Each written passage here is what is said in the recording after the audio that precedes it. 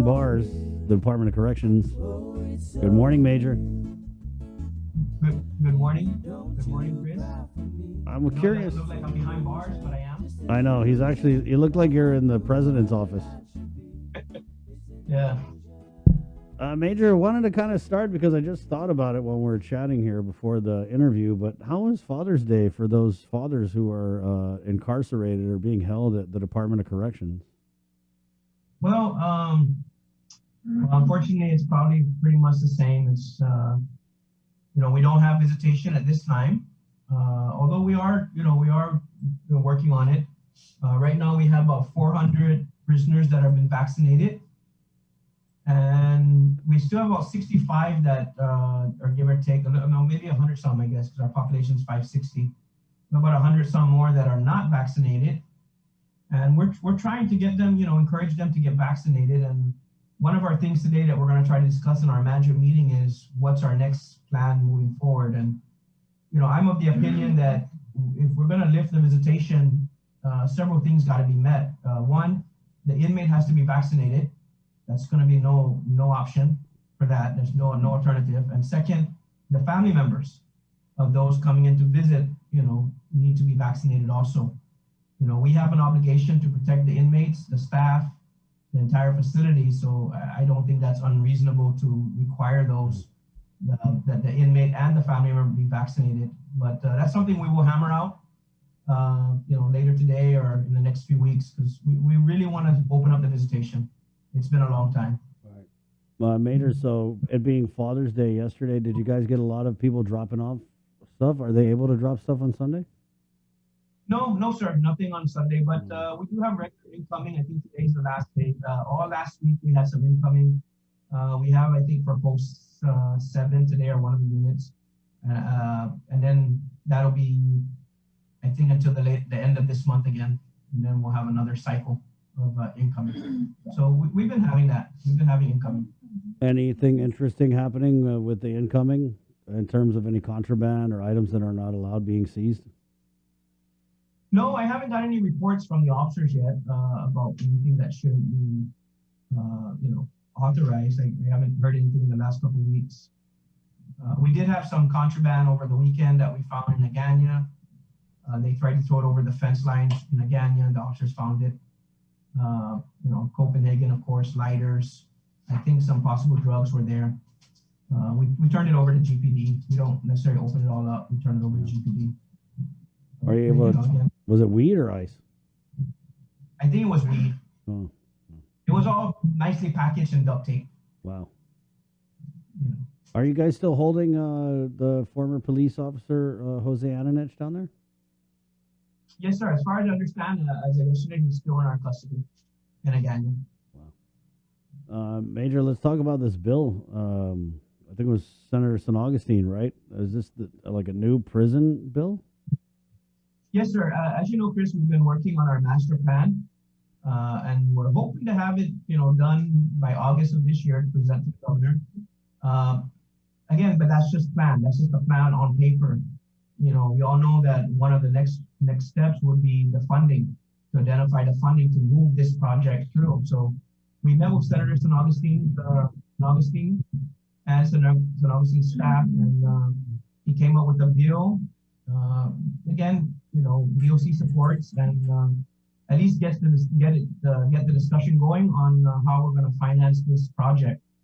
I know it's still going to take some time, but we got to start somewhere on redoing the Department of Corrections. This place has, Chris, as you know, this place is very old, and I think you've been up here yourself, and it's really huge. Yeah. A lot of wasted land. A lot of the buildings are old. They're not designed, to hold the population they do hold today. And if we can get a more modern facility, we're not talking about a 1,000 bed overnight. Our population is 500 something. So even if we came around the 500 mark, 600 mark for now, as part of phase 1, that'll be great, because that will cut down on overtime. It will cut down on the number of officers that we need to run this prison. Maintenance is one of our major costs every year. Just trying to keep the plumbing and the electrical and everything running safely. because again, it's an old building, and it's being used 24 hours a day, 7 days a week by 60, 80, 100 people. So it takes its toll. So again, we're very confident. We're very happy that the center's introduced this, and we're hoping it can move forward. And once our master plan is done, we can move to the next phase. What's the price tag on this, Major? Sir, I don't have a final number until after the whole master plan is done. I mean, what we're thinking of is, of course, eventually a phase approach, right? To 2040, 2050, maybe 1,000 beds by that time if it's needed. But it could be $30 million up front, maybe. I don't know, honestly. I can't. I mean, we've had numbers thrown around before, but until we can get the master plan done and then get with an architect to put it all together, and then start looking at how much it'll really cost, and then in what phases we can do this, because of course we don't have all the money in the world, and we realize that.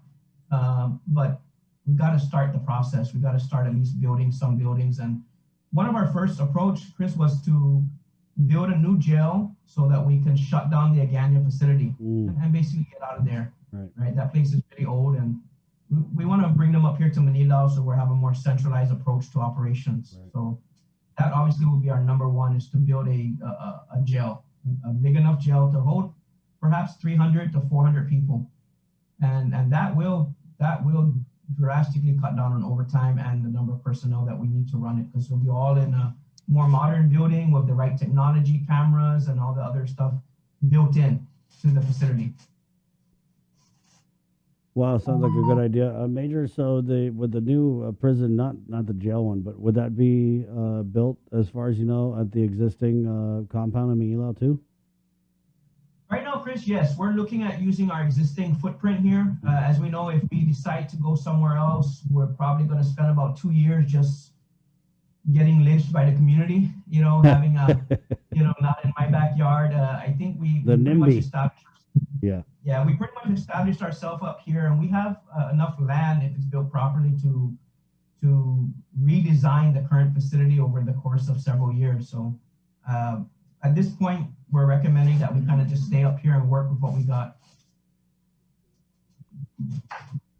Right on. Major, are you guys still hiring right now? Yes, sir. There's still some job announcements. DOA still has, it's a continuous announcement. The director in our budget hearing did express that we still need to recruit and hire. And I know, like I said, about maybe 2 weeks ago, DOA was doing some written tests, and they were calling individuals in to take some tests. And that's step one of the process.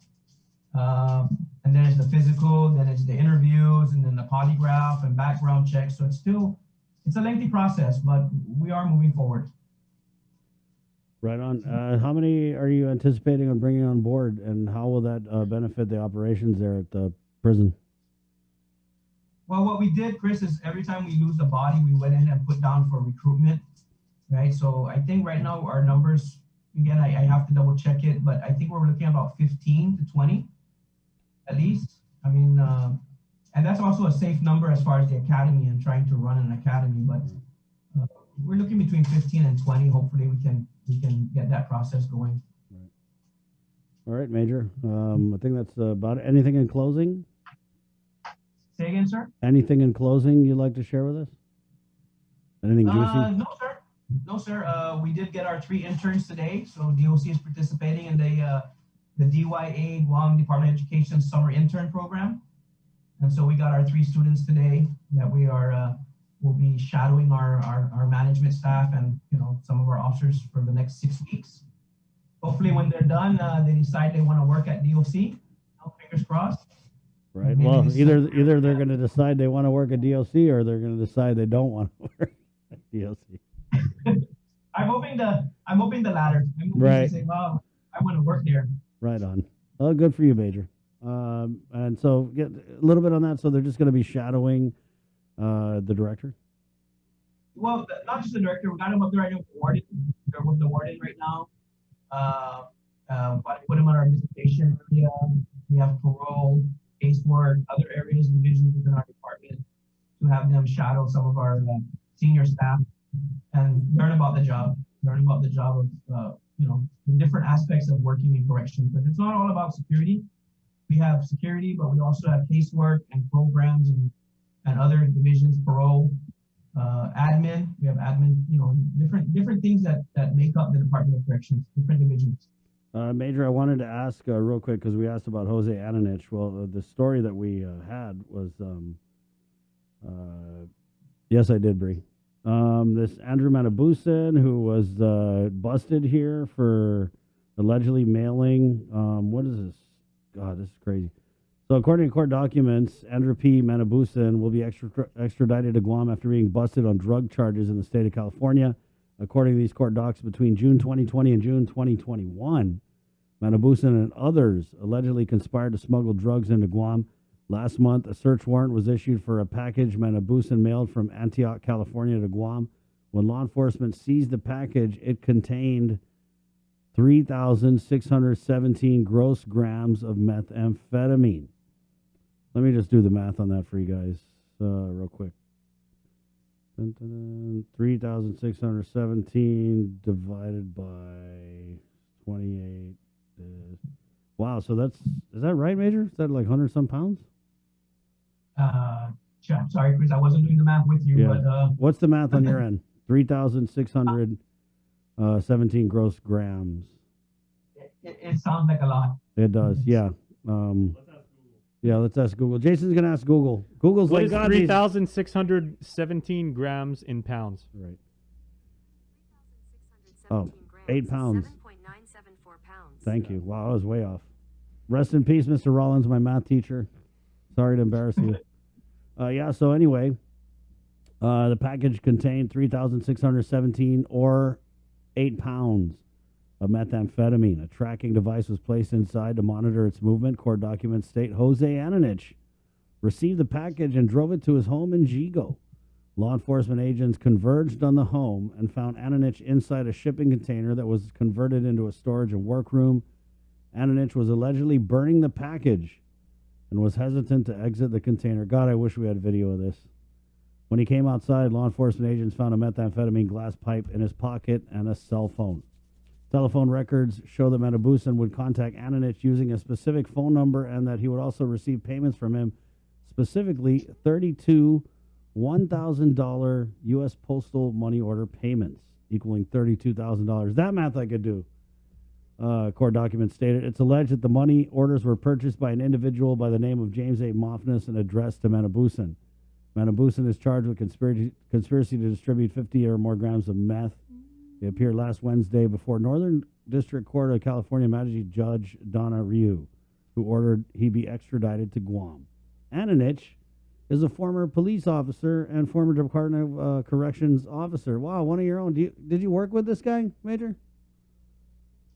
Yes, sir, I did. Yes, I did. Did you know he was dirty at the time, or was it just like you weren't sure? Not at the time, sir. He left the department, I think, around 2003. Left DOC in about 2003. So at the time, no. I don't know what happened after he left DOC. Took him down this path, but took a wrong turn somewhere, right? Yeah. And his case is sealed for the reason that law enforcement is still working on others involved in an ongoing drug trafficking investigation. Right on. Oh, so I wanted to ask you, is Andrew Manabusan on Guam yet, or are you guys holding him? No, sir, we don't have that gentleman in custody. What about Nick Moore? No. He's not here yet. Do you know when he's coming? Do you know when Manabusan's coming? No, sir, I don't. It's okay, Major, just us. What do you know? No, they don't really tell us, sir, until they just show up on our door and says, surprise, we're here. Surprise! Guess who we got? All right, well, I guess I'll just keep it posted. Thank you, Major, for your time. Okay, sir. Thank you. Okay, Joss. There you go, Major Antone Aguon, Department of Corrections. Good stuff. Way to get these meth. Way to go. Right on. Ha ha. Ha ha ha. Magazza. Ha ha. Ha. So I guess he was probably like trying to burn the package because they have sources that, obviously these ICE dealers, they're connected with God, they must be connected with other cops, judges probably even. And they probably got the tip like, hey, you're hot, bro, burn the package. But I mean, God, burning up 8 pounds of meth, boy, that'll probably give you a headache. The fumes, sir, probably. Well, moral of the story, guys, don't do drugs, don't ship drugs, don't burn drugs, don't associate with people who ship, burn, or deal drugs, right? Just, guys, smoke weed. It's legal, okay? It's 9:31. We're going to take a quick break. And I told you guys earlier I'm going to out somebody who was, it's an interesting situation with someone who did about 14 months in jail for something pretty bad and right back in the government of Guam doing a job that's very similar to what this person went to jail for. Yeah, it's another one, guys. Another one. Come on. It's like that prison pipeline. They come to